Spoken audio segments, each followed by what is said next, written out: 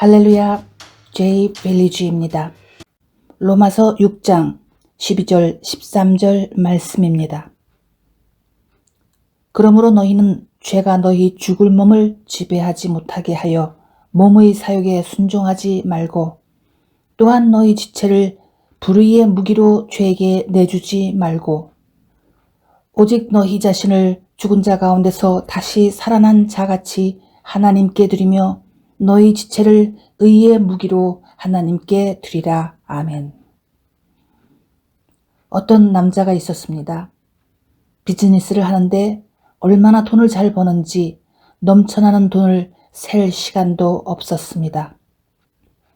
그는 아직 50대라 죽을 때까지 그 돈을 다 쓰기도 어려울 것 같았습니다만, 어느 날 자동차를 운전하다 사고로 사망했습니다. 그는 출석하던 교회에서 지도자급이었으나 그의 사인이 음주운전일 것이라는 소문이 돌아 죽어서도 아주 부끄러운 처지가 되었습니다. 하기는 이미 사망을 했으니 부끄러움은 뒤에 남은 가족들의 몫이 될까요? 아담과 이브의 아들 카인은 동생 아벨을 매우 미워했는데 적당히 미워한 게 아니라 증오가 용암처럼 끓어올랐습니다. 그러자 하나님께서 아주 독특한 말씀을 주셨습니다. 네가 선을 행하면 어찌 낯을 들지 못하겠느냐? 선을 행하지 아니하면 죄가 문에 엎드려 있느니라. 죄가 너를 원하나 너는 죄를 다스릴지니라. 창세기 4장 7절입니다. 이런 말씀을 보면 죄는 마치 스스로 생각할 줄 아는 활동력 강한 유기체 같지요. 그렇습니다. 가만히 보십시오. 죄는 자기가 어디에 머물러 자리를 잡을 것인가 스스로 생각합니다. 죄는 사람들이 사는 집의 문에 엎드려 호시탐탐 그 사람이 악을 행하기를 기다리며 충동질합니다. 특히나 죄가 선호하는 장소가 있습니다. 바로 사람의 몸입니다. 즉 그 사람의 존재 속에 있기를 원합니다. 그래야 가깝게 지내며 자기가 하고 싶은 일을 마음껏 할 수 있기 때문입니다. 죄 짓기를 좋아하는 사람을 찾기만 하면 죄는 마음 놓고 에너지를 발산하며 자기의 세력을 더욱 확장시키려고 합니다.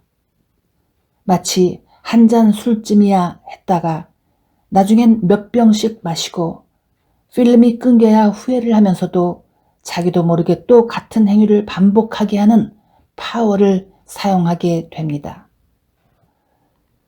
그리고 죄가 사람을 유익하게 할 일은 하나도 없습니다.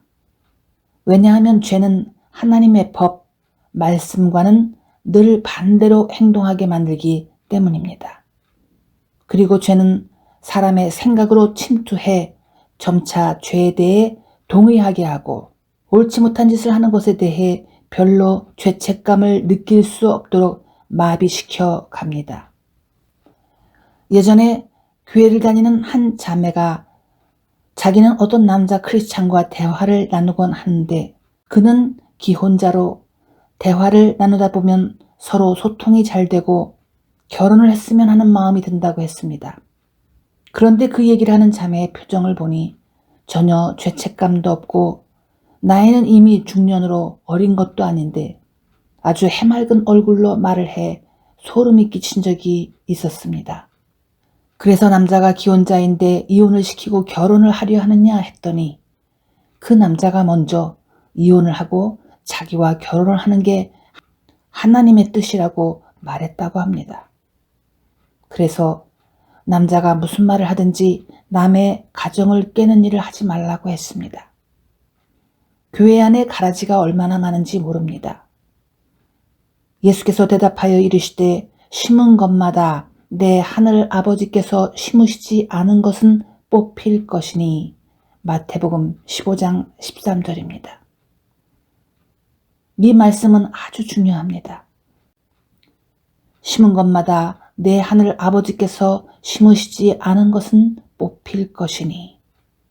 그러므로 우리는 하나님 아버지께 이렇게 기도를 하십시다.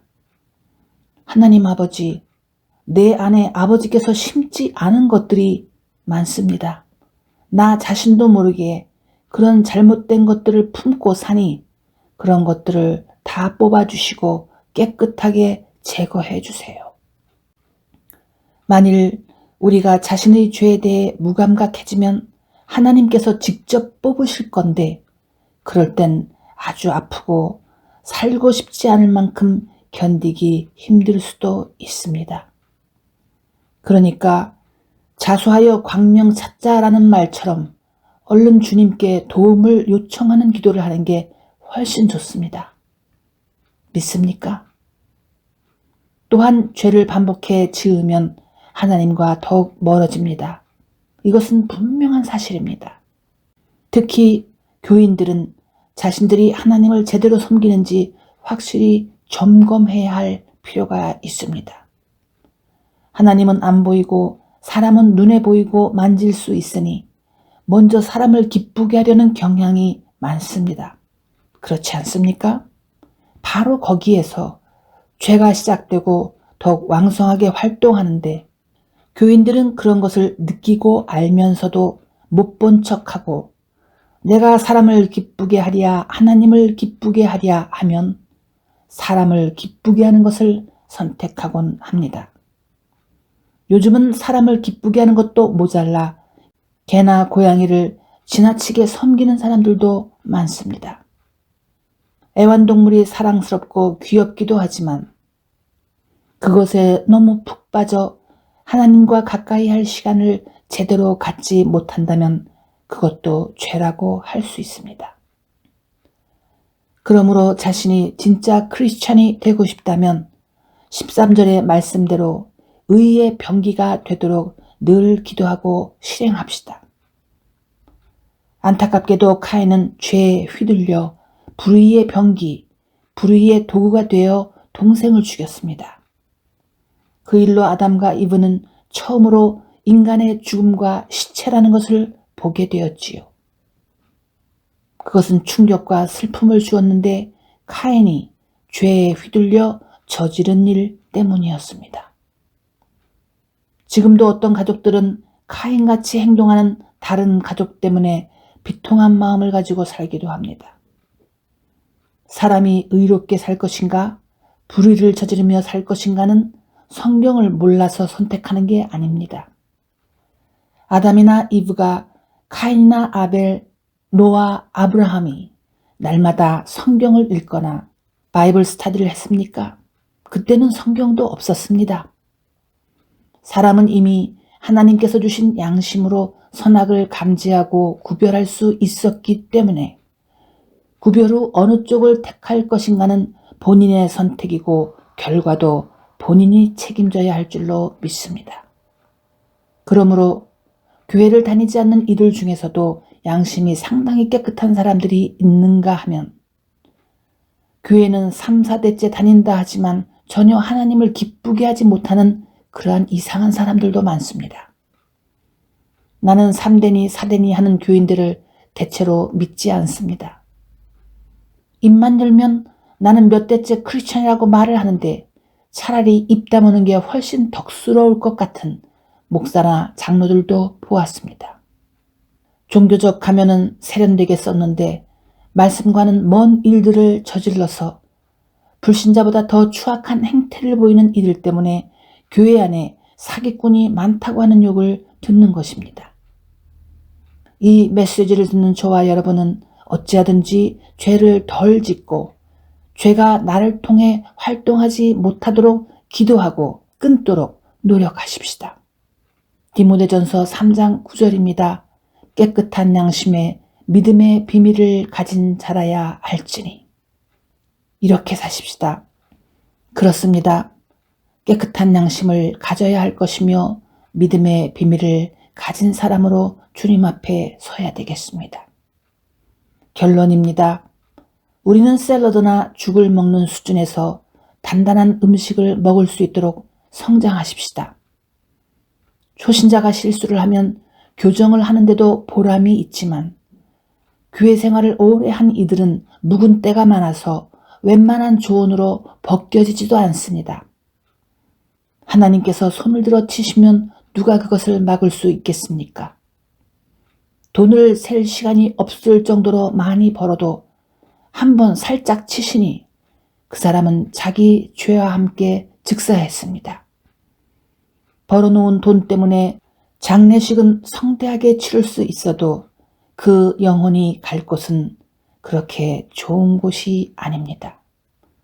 우리 함께 성령님 안에서 더욱 성숙하고 변화하십시다. 기도하겠습니다. 좋으신 하나님 아버지, 가인이 자신의 분노심을 컨트롤하지 못할 때 주님은 먼저 경고의 말씀을 주셨습니다. 그 다음 결정은 카인, 즉 각자가 할 몫입니다. 우리는 의의 병기로 주님께 쓰임받도록 기도하며 노력하겠습니다. 그래서 3대째니 4대째니 자랑하는 교만한 이가 아니라 늘 새롭고도 겸손한 심정으로 주님의 마음을 헤아리는 거룩하고 사랑스러운 하나님의 자녀가 되겠습니다. 예수님의 이름으로 기도드립니다. 아멘.